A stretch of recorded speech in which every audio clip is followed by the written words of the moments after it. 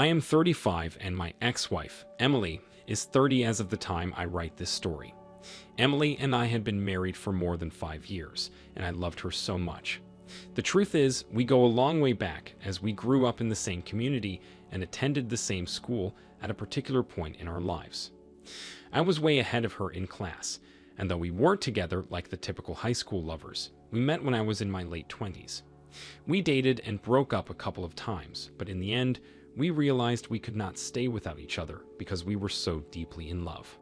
I worked for a top construction company, and because of my busy schedule, I was barely at home to spend time with my ex-wife. She complained a couple of times, but she knew I was out there making money and trying to close deals so I could afford the kind of lifestyle she wanted.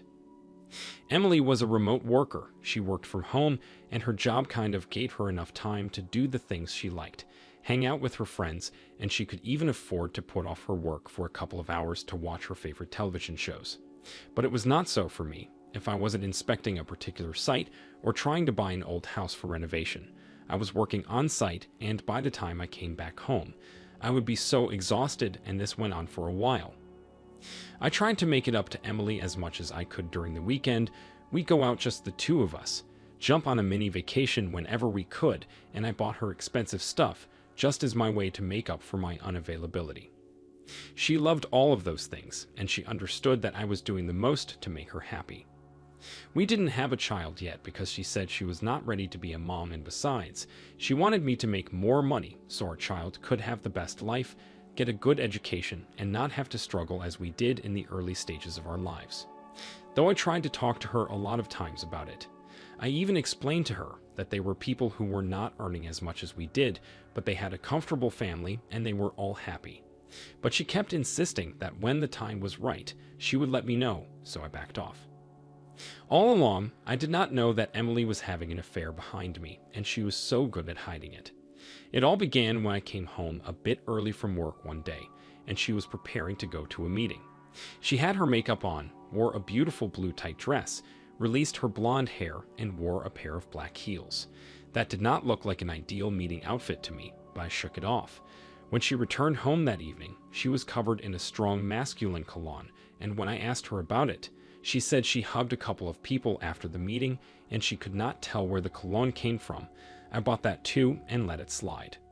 But she raised my suspicions when she declined our mini vacation just because she wanted to be a part of her girls' hangout, which could have been rescheduled, and she claimed she had more reunion meetings to attend. I understood that she was the treasurer of her class, but it just did not make any sense for her to turn down traveling with me for a school reunion meeting and her girls' hangout. She knew how much I worked my ass off, and she knew I was not going to be getting a long break anytime soon, and besides, it had been months since we spent quality time together.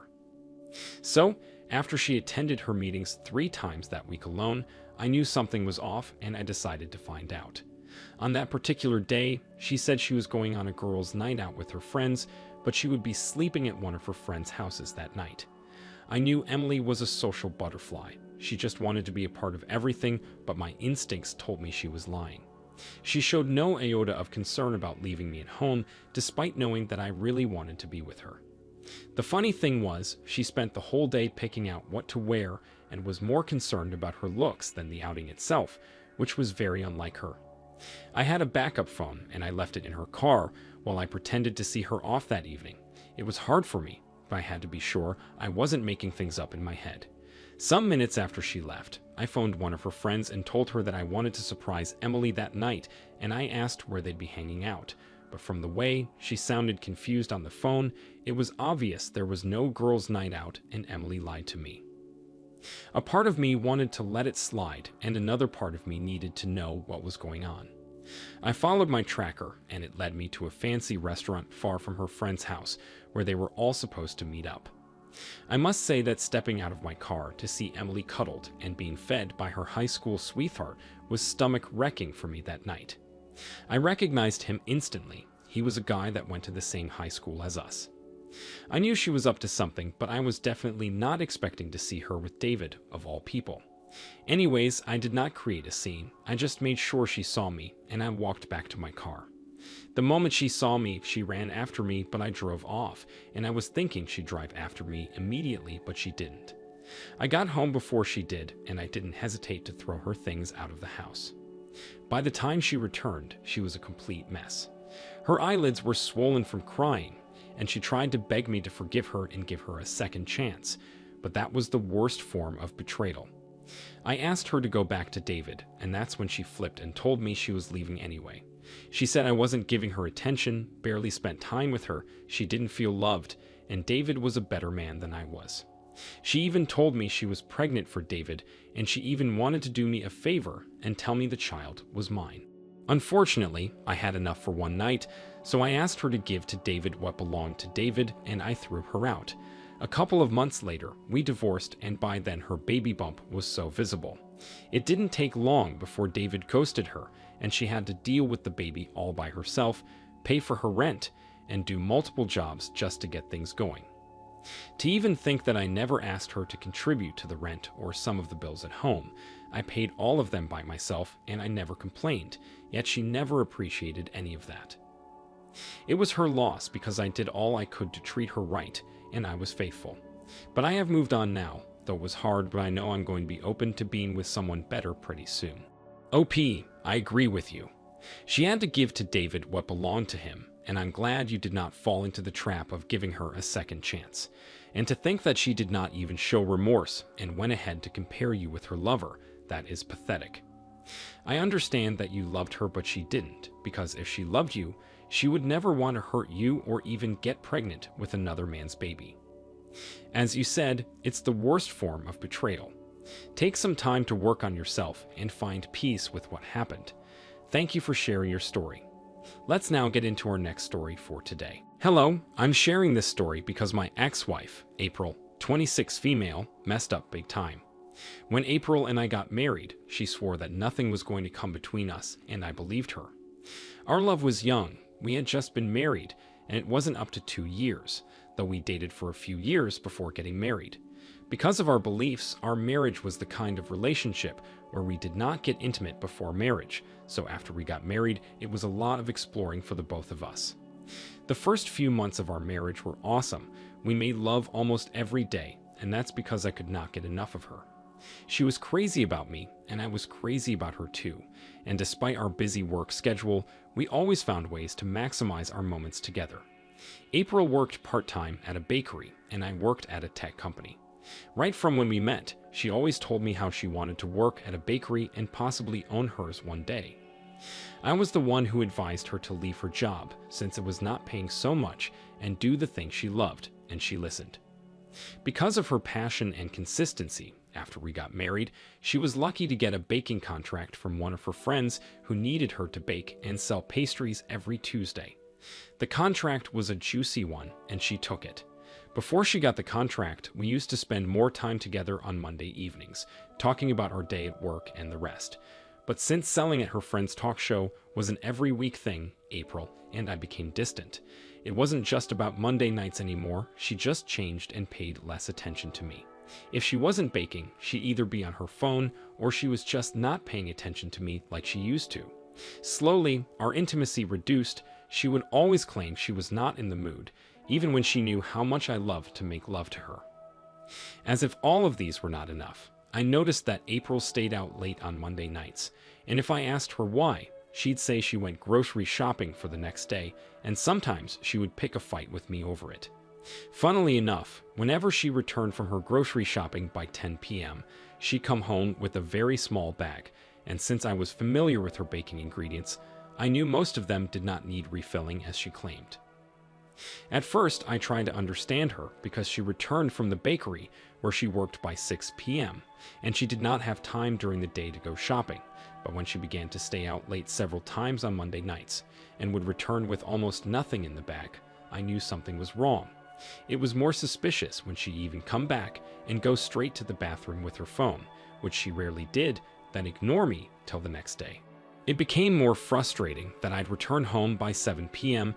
and she'd leave almost 30 minutes after, without a good reason, and would still stay out till 1 a.m. When I could not take it anymore, I hired a private investigator to follow her on her Monday nights. It was one of the best decisions I ever made. The PI returned with pictures of April and a man, whose name was Alex, and they'd hang out together until she drove back home.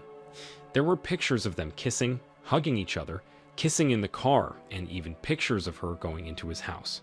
The PI followed her for 3 Mondays, just to be sure. When he gave them to me, I was devastated. Our marriage was barely 2 years old, and she was already cheating on me. I was so pained, and I could not believe what my eyes had seen.